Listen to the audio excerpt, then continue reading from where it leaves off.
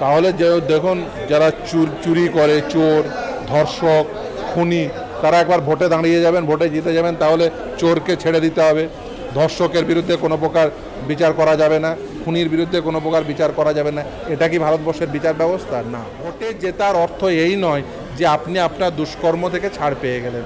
মানুষ ভোট দেয় বিভিন্ন আসপেক্টে। এবারে লোকসভা ভোটে বেশ কিছুটা ভোট পেয়েছে, তাহলে তো পার্থ চট্টোপাধ্যায়কে জেল থেকে ছেড়ে দিতে পারছে, তা তো নয়।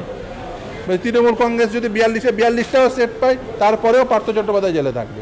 এটাই রাজ্যের শাসক দল বারবার অভিযোগ করে আসছেন যে রাজ্য যতগুলো তদন্ত চলছে দুর্নীতি, কয়লা চুরি, গরু চুরি, সমস্ত বিজেপির অনুশীলনে চলছেন।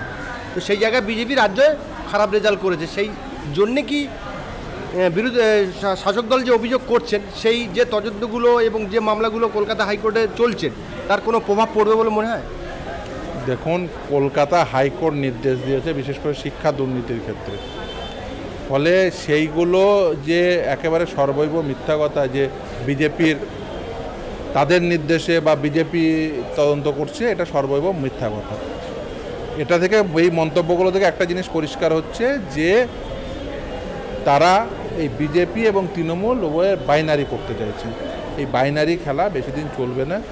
কলকাতা হাইকোর্টের যে নির্দেশ, সেই নির্দেশ মোতাবেক তদন্ত হচ্ছে এবং সেটা কোর্ট মনিটর তদন্ত হচ্ছে। এর আগের দিন আপনারা দেখেছেন বিচারপতি অমৃতা সিনহা তিনি নির্দিষ্টভাবে বলেছেন যে আপনারা বলে যাবেন না, কোর্ট মনিটর তদন্ত হচ্ছে। যদি তদন্তকারী সংস্থাও কোনো ল্যাকুনা দেখান তাহলে কিন্তু তাদেরকেও ছাড়া হবে না, সেটা কিন্তু পরোক্ষে বুঝিয়ে দিয়েছেন। অতএব এই যে কোর্ট মনিটর তদন্তকে বেসিক্যালি ডাইলুট করার জন্য তৃণমূল কংগ্রেস এই ধরনের মন্তব্য করে আসলে এই যেটি একেবারেই জুডিশিয়াল সাবজেক্ট সেটাকে পলিটিক্যাল সাবজেক্টে রূপান্তর করতে চাইছেন। এটা একেবারেই অনুচিত। তারা চাইছেন তারা যে দুষ্কর্ম করেছেন সেটা অ্যাজ ইফ পলিটিক্যাল ভিন্ডিকটিভনেসের জন্য যে তাদেরকে জেলে ভরা হচ্ছে এটা দেখাতে চাইছেন জনগণের কাছে, সেই জন্য এই ধরনের মন্তব্য করছেন। আসলে এটা পুরোটাই ফ্যাকচুয়াল আসপেক্টের উপর দাঁড়িয়ে জুডিশিয়াল অর্ডারের উপর ভিত্তি করে তদন্ত চলছে। কিন্তু শাসক দলের কিছু ছোট বড় মাঝারি নেতা তারা বলছেন যে এই যতগুলো এলিগেশন আমাদের লাগিয়েছে তার যোগ্য জবাব মানুষ দিয়েছে এবং তারা মনে করছে যে ভোট দিয়েছে মানে এই সমস্ত অভিযোগগুলো মিথ্যা।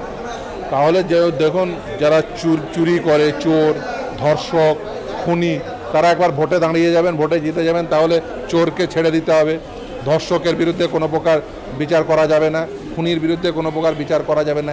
এটা কি ভারতবর্ষের বিচার ব্যবস্থা? না। ওনারা হয় জেনে মিথ্যা কথা বলছেন অথবা জানেন না। ভোটে জেতার অর্থ এই নয় যে আপনি আপনার দুষ্কর্ম থেকে ছাড় পেয়ে গেলেন। মানুষ ভোট দেয় বিভিন্ন আসপেক্টে। এবারে লোকসভা ভোটে কি হয়েছে? প্রো মোদি নাহলে অ্যান্টি মোদি, এই প্যাটার্নে ভোট হয়েছে।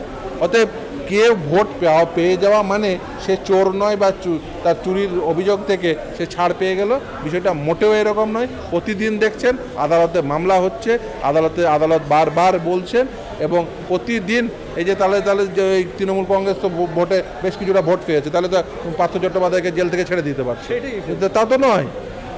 তৃণমূল কংগ্রেস যদি 42টাও সেট পায়, তারপরেও পার্থ চট্টোপাধ্যায় জেলে থাকবে। এটাই স্বাভাবিক।